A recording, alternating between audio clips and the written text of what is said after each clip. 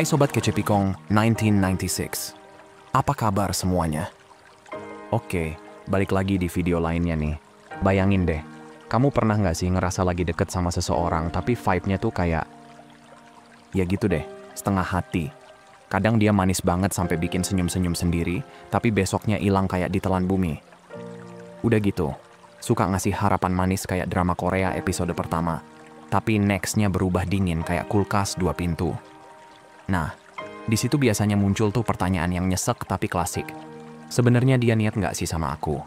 Atau jangan-jangan nih ya, aku aja yang kelewat halu dan terlalu berharap banyak. Nah, masalahnya bukan cuma di dia, tapi juga di kepala kita sendiri.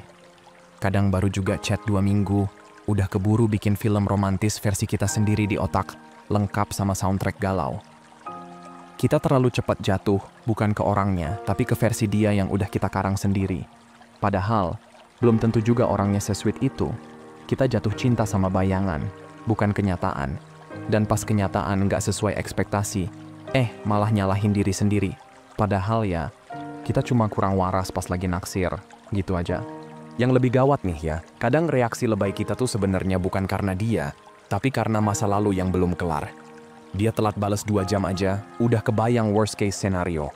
Panik, curiga, overthinking, semuanya keluar kayak popcorn meletup. Padahal ya, bisa jadi dia cuma ketiduran atau lagi sibuk kerja. Tapi karena pernah disakitin dulu, otak kita langsung mode siaga 1. Jadi, yang muncul tuh luka lama yang nyamar jadi drama baru. Kelihatannya sih sekarang, tapi akarnya udah dari dulu banget. Nah makanya di video ini kita bakal ngobrol bareng soal gimana caranya ngebedain mana yang emang real, mana yang cuma fantasi hasil imajinasi. Gue bakal ajak kamu buat stop buang waktu ke orang yang nggak niat, berhenti ngejar potensi yang cuman ilusi, dan mulai mikirin hubungan yang sehat buat diri sendiri. Kalau kamu udah capek main detektif buat nyari tahu, dia sebenarnya sayang nggak sih? Mending duduk manis, tonton sampai habis, dan mari kita bongkar semua bareng-bareng. Siapa tahu, jawabannya selama ini udah ada, tapi ketutupan harapan yang terlalu tinggi. Oke, let's break it down guys. Nah pertama, ini agak panas sih sebenarnya. Jujur ya, pasti pernah lah ngalamin fase nanya ke diri sendiri. Dia tuh nggak serius sama aku, atau aku aja yang terlalu halu berharap dia bakal berubah. Nah, ini nih yang sering jadi jebakan Batman dalam hubungan. Kita tuh udah ngasih sinyal terang-terangan, kayak lampu disko kelap-kelip, ramah iya, perhatian iya, kadang sampai rela ubah jadwal buat dia. Tapi dia, flat-flat aja. Dan kita tetap stay, masih mikir, mungkin dia lagi capek, atau mungkin timingnya belum pas. Padahal, ya udah jelas banget dia nggak seantusias itu. Masalahnya tuh kita suka banget jadi pahlawan kesiangan, pengen ngerti terus, pengen maklumin terus. Dia bilang sibuk kerja, kita langsung putar otak buat cari waktu yang cocok. Dia slow respon, kita bela-belain nunggu sambil nyari alasan. Pasti dia lagi banyak kerjaan. Nah loh, padahal dia sendiri nggak pernah minta dimengerti segitunya. Kita yang maksa diri buat cocok sama situasi yang emang nggak cocok. Bukan karena dia worth it, tapi karena kita takut kalau ternyata semua harapan ini cuma ilusi. Jadi kita bela-belain bertahan biar nggak kelihatan bego sendiri. Tapi ya balik lagi, pertanyaannya bukan kenapa dia nggak ngejar, tapi kenapa kita masih ngebiarin diri kita nungguin orang yang jelas-jelas nggak niat. Ini bukan soal dia nggak bisa, tapi emang dia nggak mau. Karena kalau orang niat, capek-capek pun pasti ada effort. Ini bukan tentang waktu yang dia punya, tapi seberapa penting kita di hidup dia. Kita tuh kadang terlalu pinter nyari alasan, sampai lupa buat nanya ke diri sendiri. Emang aku senilai itu buat terus dimaklumin? Jangan sampai kita sibuk bangun harapan, sementara dia bahkan gak pernah ikut ngaduk fondasinya. Makanya, mulai sekarang stop deh main logika buat orang yang bahkan gak kasih fakta. Jangan lagi buang tenaga mikirin kemungkinan yang enggak ada ujungnya. Kalau dari awal dia datang setengah hati, jangan berharap bakal jadi full team. Kita harus berani lihat realita. Jangan terus kejebak di logika yang kita ciptain sendiri. Karena kalau terus dibiarin, kamu bukan lagi nunggu seseorang, tapi kamu lagi nyiksa diri pelan-pelan pakai ekspektasi. Udah cukup, ya. Udah waktunya kita realistis dan kasih ruang buat diri sendiri, ngerasain cinta yang beneran sehat, bukan cuma penuh harapan. Nah, lanjut ya. Oke gengs, masuk ke poin selanjutnya nih, yang nggak kalah bikin kita tepok jidat sendiri. yaitu soal cerita yang kita karang sendiri di kepala. Serius deh, ini tuh kayak penyakit umum di zaman sekarang. Baru juga lihat postingan dia di IG lagi main sama ponakan, kita langsung ngecap. Wah gila, family man banget, fix idaman. Padahal itu ponakan temennya, dan dia cuma nemenin 5 menit doang demi konten. Tapi otak kita udah muter kayak scriptwriter film cinta, dibumbui harapan, dibalur ekspektasi, dan disajiin pakai imajinasi tingkat dewa. Kita yang baru kenal 2 hari, udah ngebayangin dia jadi pasangan halal dan ayah dari anak-anak kita yang belum ada. Masalahnya, otak kita tuh pinter banget ngisi kekosongan. Informasi yang baru 5% doang, bisa disulap jadi 100% seolah-olah kita udah kenal dia seumur hidup. Makanya gampang baper, gampang cemburu, gampang kecewa. Karena yang disakitin bukan sama dia sebenarnya, tapi sama harapan yang kita buat sendiri. Dan pas dia ghosting, sakitnya bukan karena kehilangan orangnya, tapi karena cerita yang udah kita bangun tiba-tiba hancur. Kita lebih sedih kehilangan versi dia di kepala daripada kehilangan dia yang aslinya, karena ya emang dari awal belum punya apa-apa juga. Ini tuh kayak kita beli tiket buat nonton film, tapi filmnya kita yang nulis sendiri, mainin sendiri, dan nangis sendiri di endingnya. Padahal orang yang kita taksir mungkin biasa aja, nggak seintens yang kita pikirin. Tapi karena udah keburu ngerasa cocok versi khayalan, ya kita ngejar terus. Kita jadi denial sama kenyataan, dan malah ngerasa gagal kalau endingnya nggak kayak yang kita rencanain. Padahal ya, yang gagal tuh ekspektasi kita, bukan hubungan yang bahkan belum mulai. Jadi mulai sekarang nih ya, yuk sadar diri. Jangan jatuh cinta sama ide, sama imajinasi, sama kemungkinan yang belum tentu kejadian. Cinta itu butuh bukti, bukan sekadar vibe IG atau obrolan random jam 2 pagi. Jangan kasih ruang terlalu luas buat khayalan, sampai-sampai logika dan insting kita nggak punya tempat. Kita boleh berharap, boleh suka, tapi tetap harus punya batas. Karena kalau kita sendiri yang bikin cerita, ya jangan kaget kalau akhirnya juga kita sendiri yang harus tanggung rasa kecewanya. Nah lanjut ya. Nah ini dia poin yang kadang nggak kita sadarin, tapi ngaruh banget ke cara kita ngerespon hubungan soal trauma lama yang belum kelar. Kamu tahu nggak sih, kadang cuma karena dia telat balas WA 2 jam, otak kita langsung bikin sinetron 200 episode. Kayak, wah pasti dia lagi chattingan sama orang lain. Atau, jangan-jangan dia udah bosen. Padahal faktanya dia mungkin lagi tidur siang atau HP-nya ketinggalan di kamar mandi. Tapi karena kita pernah disakitin sebelumnya, otak langsung mode alarm. Kita jadi curigaan, overthinking, dan ya gitu deh, ngebacot sendirian padahal belum tentu kejadian apa-apa. Ini yang orang sering lupa, gengs. Kalau reaksi kita lebay banget, bisa jadi itu bukan soal dia yang sekarang, tapi soal luka dari orang sebelumnya. Kayak quotes keren yang bilang, if the reaction is historical, then it's historical. Artinya kalau respon kita lebay sampai emosional parah, kemungkinan besar itu karena ada sejarah kelam yang belum beres. Kita marah bukan karena dia telat bales, tapi karena kita trauma pernah di-ghosting, pernah dibohongin, pernah diselingkuhin. Jadinya, hal kecil yang biasa aja bisa meledak karena luka lama ke-trigger.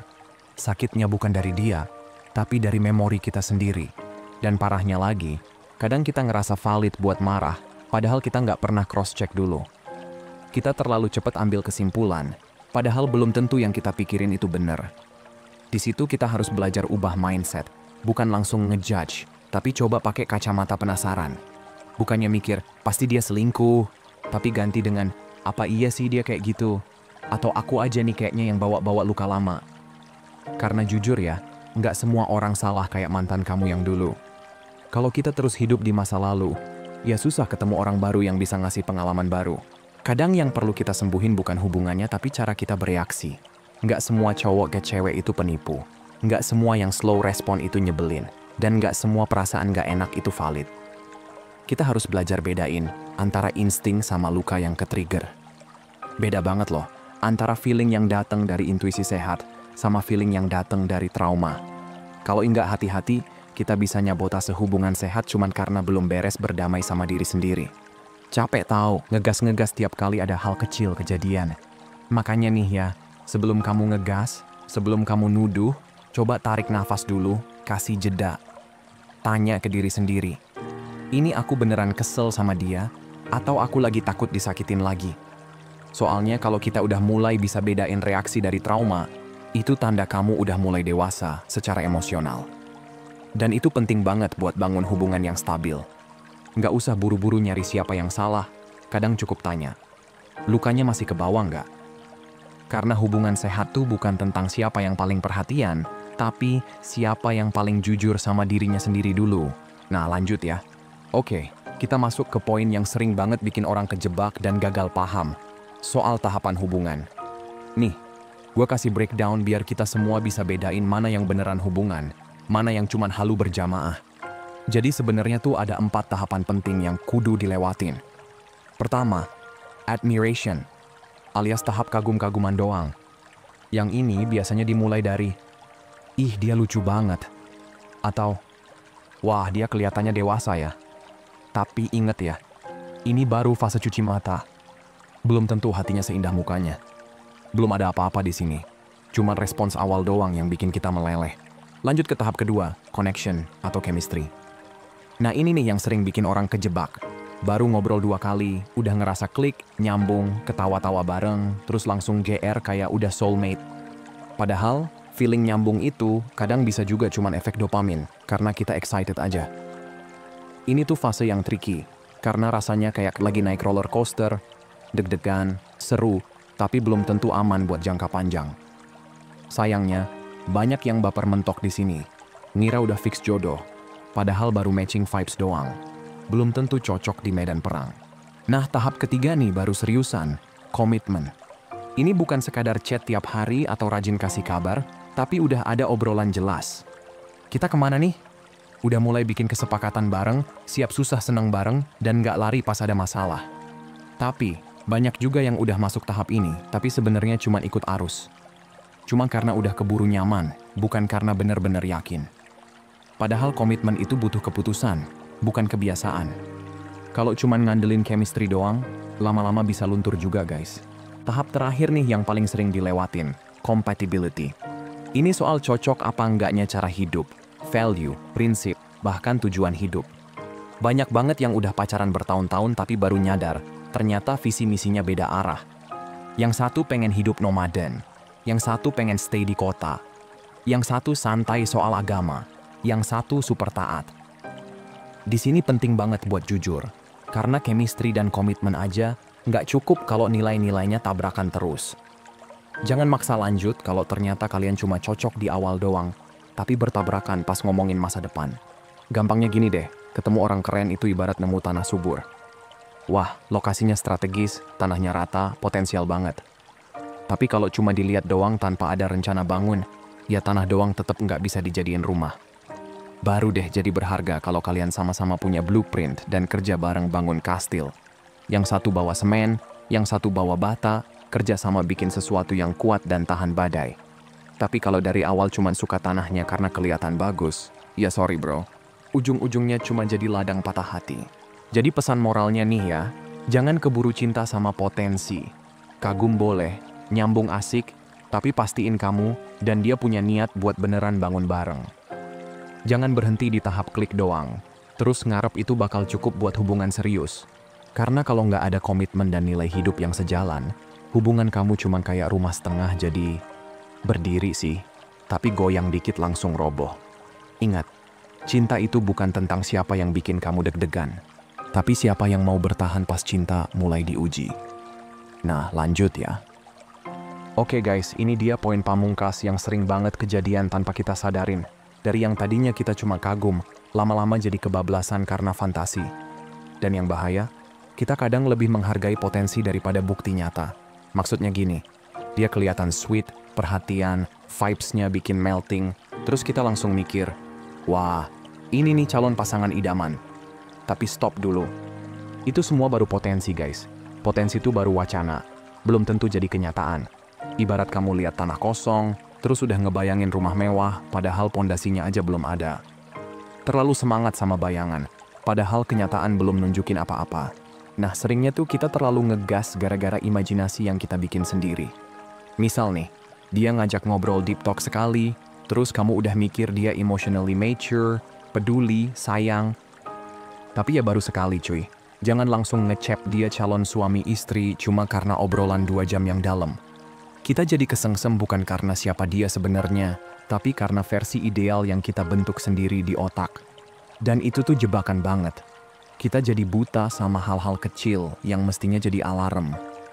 Kayak dia jarang ngabarin, effortnya minim, tapi kita tetap sabar karena ya, kita cinta sama blueprint yang belum kejadian. Padahal, kalau dipikir-pikir, hubungan sehat tuh dibangun dari effort, bukan dari ekspektasi. Realita tuh kelihatan dari tindakan nyata, bukan dari janji-janji atau mimpi bareng doang. Misal dia bilang pengen serius, tapi nggak pernah ngajak ketemu keluarga, nggak pernah bahas masa depan yang konkret, ya kamu mesti nanya, ini seriusnya di mana? Jangan sampai kita terjebak di hubungan yang cuma manis di angan, tapi hambar di perlakuan. Karena cinta yang cuma tumbuh di kepala, nggak akan cukup buat nyelamatin kamu dari patah hati.